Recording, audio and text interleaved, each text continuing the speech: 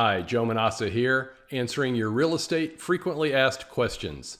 Today we're going to answer the question, how do I price my home to sell for top dollar? The digital age has changed the way we sell a home, and I've created a video recently that you can see by clicking the link above or following the link in the notes section below to see more about the home selling process in the digital age. A change in the home selling process requires a change in our pricing strategy. Whether you're in a buyer's market or a seller's market, the right pricing strategy is going to determine how much money you get from the sale of your home. I am seeing sellers in this hot seller's market leave money on the table, and it's typically due to an incorrect pricing strategy. Fortunately, this video is going to show you how to not make that same mistake. You might not have considered the importance of getting multiple buyers to make offers on your home, but think of it this way. If you only get one offer, then you have to negotiate down to that buyer. But if you generate multiple offers on your home, we can negotiate all those buyers upwards until we find the true full market value of your home. In this video, I will show you how value is determined. I will address the 9 things that most sellers want to know about that have no impact on the value of their home. I'll identify 3 types of bias that will negatively influence your decision on how to price your home. I'll show you how buyers and sellers each impact the home valuation process. And then I'll show you how to choose the best asking price for your home. Before we move on, do me a small favor, please. Help me tell YouTube that this video is worth watching. Give the video a thumbs up and subscribe to our channel. Thank you. So how are home values determined? Well, it all starts with supply and demand. Values rise when demand outpaces supply, and the opposite is true. Values fall when supply outpaces demand. So the first step in determining your home's value is a study of the supply and demand for similar homes as yours in your market area. And value is a relative thing, relative to what other buyers can buy on the day they go out to find a home in the market. Equally important, values change. Values go up and values go down depending upon the supply and demand in your local market area. The ability to determine fair market value for your home depends on the liquidity in the market. That's how many other homes are selling. Let me explain that with an example. Imagine a scenario of a home that's in a neighborhood where there are many sales and the homes are very similar. They're all similar in size and age and appearance. We can tell a home's likely market value by looking at recent sales and looking at the inventory of homes currently for sale. An opposite example would be a large, expensive home in a rural setting where very few sales like it occur every year. The ability to give a tight range of values on this second property is not so easy, but on the first it really is. When sellers are trying to figure out the value of their home, they typically come across a few different points that I hear all the time that really don't affect the value of their home. So let's look at 9 things you might focus on that really do not affect the value of your home. First is tax assessment. Buyers do not care what the Leon County property tax appraiser says your home is worth. The tax appraiser values your home for the purpose of taxation, and typically it's less than your fair market value, but not always the case. But again, it doesn't matter because buyers are going to look at what's available in the market and compare your home to those. Insurance companies. Again, buyers don't care what your insurance company made you insure the home for. Typically, you have to insure your home for replacement cost, and sometimes that cost is higher than the market value of your home. Not going to have an impact on buyers.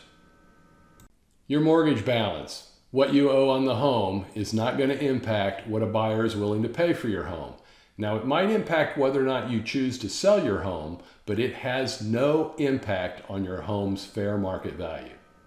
What you paid for your home in the past will have no impact on the value of your home today. If you got a really good deal, you don't have to pass that good deal on to the buyer. And if you got a bad deal, the buyer is not going to help you out with that. Your home has a fair market value today, and what you paid does not matter.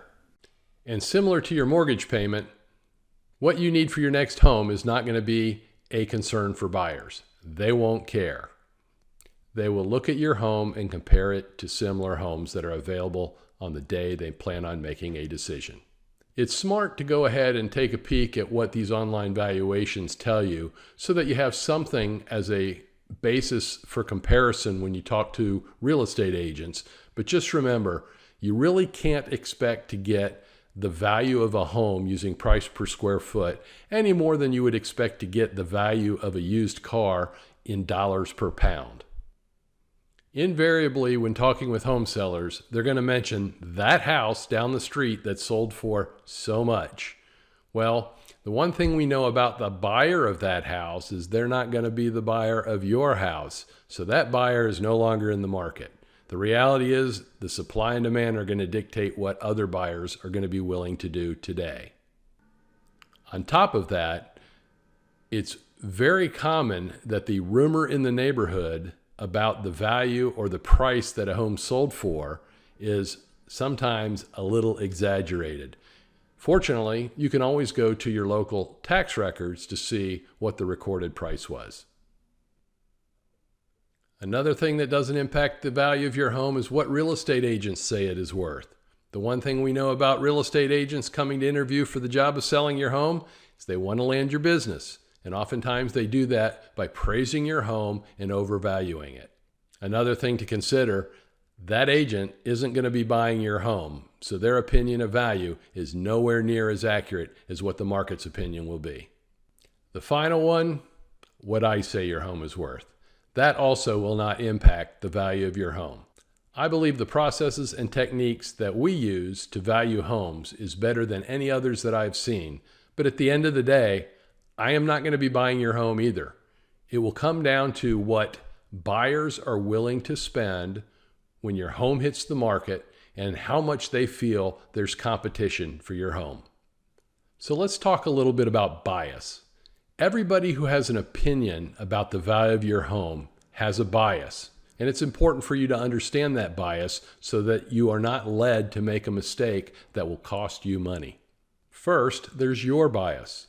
Everyone who's ever owned a home and wanted to sell it had countless reasons why their home was worth more money than what the market might expect. Heck, when Michelle and I sold our home last time, I had homeowner bias. I had the countless reasons why my home had to be worth more money. But at the end of the day, if you allow your bias to give you irrational feelings of value, you're going to put a price on your home that costs you money. Next is real estate agent bias.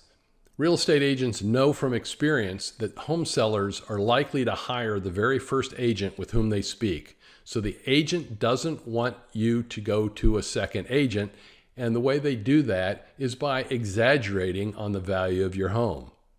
They know if they focus their presentation on your home and its value, then you will likely enjoy and appreciate everything they have to say. And again, they're trying to get hired. Fortunately, there's a simple way to ensure that real estate agent bias doesn't impact you. When you're interviewing agents for the job of selling your home, refuse to talk about your home's value until you hire an agent.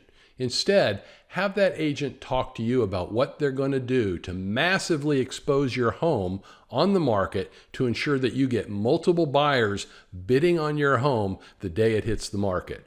That's what you want to hear, and you don't need to worry about your home's value until after you choose the agent most likely to get you top dollar for your home.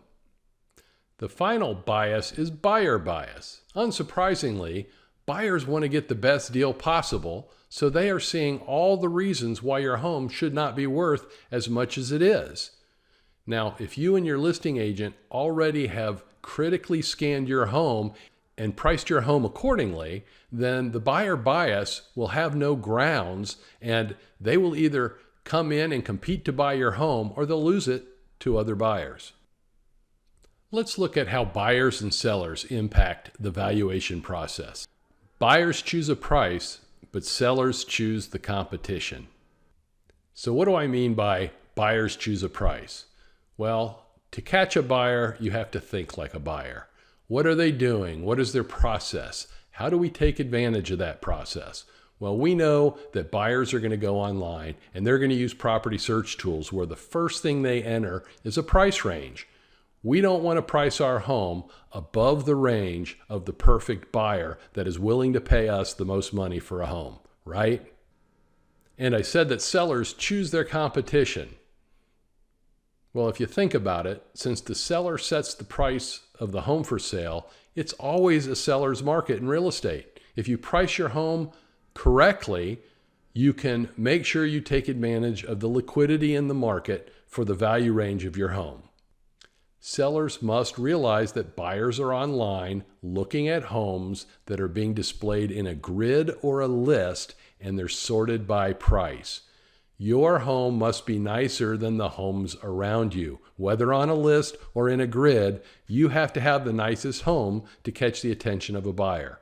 If you think padding your price to cover negotiation or for any other reason makes sense, what you don't realize is your home will now be compared to nicer homes. And that's the last thing you want to do if you want to get multiple buyers interested in your home.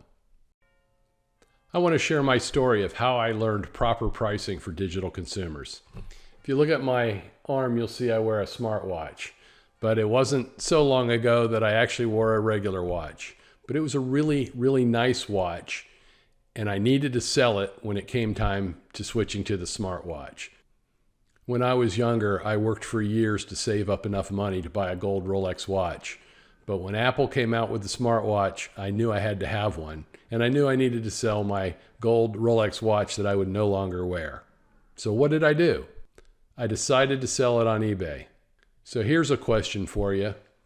What do you think my asking price was when selling a gold Rolex watch on eBay? I was probably as knowledgeable on used gold Rolex watches as you are on home prices because I was educated online. I went and saw what watches were selling for, and I saw what they were asking currently for watches, and I saw there was plenty of liquidity in the market. Plenty of watches were selling. So what kind of price would I choose when opening up my watch for sale on eBay? After diligent study, I determined that my watch would likely sell between $5,000 and $7,000. So what should I choose as an initial asking price? Well, if I priced my watch, which was worth $5,000 to $7,000, like most home sellers price their homes, I probably would have started it at $10,000. But that's not what I did. I knew the market was pretty well balanced. There was plenty of inventory, but there were plenty of buyers, and watches were selling every month. So what did I ask? I put my watch up for sale on eBay in a one-week auction, and I started it off for one single penny. You see, I knew that low price would get a whole lot of people watching it. After all, buying a watch for a penny, wouldn't that be great? Well, I also knew that there were serious buyers out there, and they would take note that many people were following the auction. Every neighborhood always has a serious buyer out there, and the key to getting multiple offers is to make sure that serious buyer has competition. I did that on eBay for my watch by starting off at such a low price, but giving it a long enough period of time to get sold. And let me tell you what happened. Within minutes, that watch had surged above $100. Within days, it was several thousand, and near the end of the auction, it was already above the low end of my range. Right about the end of the auction, maybe a few minutes prior, someone put in a bid that won, and that winning bid was $7,300. That's $300 more than the high end of the range that I had anticipated, which is about a 4% above asking price, if you think about it. I sold it for 104% of its current market value because I was able to get multiple buyers competing for the right to buy the watch. Okay, so that's how I sold a watch to digital consumers, but how do we price a home to sell to digital consumers? Do we price it at 1 penny and then put it at auction? No, that's not what we do. What we do is we work with an agent we trust. That's the starting point, because you have to trust the value range that agent generates. You have to trust that agent's experience. I've brokered more than 12,000 homes in my career, and I can tell you that oftentimes it's the experience that helps us hit that right asking price. if you price the home aggressively while marketing it massively, you're going to end up with multiple buyers who want to buy it. If not, something isn't right. Either it's not getting marketed massively or your pricing isn't as aggressive as you thought it was. The combination of massive marketing and proper pricing results in multiple buyers bidding for the right to own your home. So instead of you having to negotiate down to what a buyer has offered, you get to negotiate buyer offers up and possibly even above your full asking price. We sell a surprising number of our listings above asking price due to our ability to generate multiple buyers. This should be your goal when pricing your home to sell. So what is aggressive pricing? This is where experience comes into play, but you can get an understanding of it with this illustration. Let's say you have a home that your agent says is worth between $385,000 and $400,000. How do you price it aggressively? Well, if you're like most home sellers, you'd ask $425,000, making sure you leave in a margin for negotiation. Of course, at $425,000, all the buyers that can buy it at $385,000 to $400,000 aren't even seeing it, most likely. Well, what if you priced it at $380,000? You have to ask yourself, at $380,000, would all the buyers that were willing to spend up to $400,000, would this show up in their property search? Yes, it would. Would it be the nicest house? Your agent said it could sell for up to $400,000, but it's priced at $380,000. It's going to garner a lot of attention. So being priced below what it could sell for makes it more attractive. It will help you get multiple buyers. When I tell this to sellers, their first question is, well, what if I only get one offer? And my answer is, if you only get one offer, was it really worth $400,000? If a home is priced at $380,000 in today's market and it's worth $400,000, you should get multiple offers and you should be able to bid it upwards of over $400,000. The reality is if the valuation is incorrect, then no, you won't necessarily get a lot of activity on it. Again, we study supply and demand and we study liquidity to make our recommendation on pricing. But by aggressively pricing a home, pricing it below what it could possibly sell for, we have the best chance to generate the kind of interest it takes to bid up to full market value. I appreciate you stopping by to watch our video. Please remember to give it a like and subscribe to our channel, and we look forward to seeing you in our next video.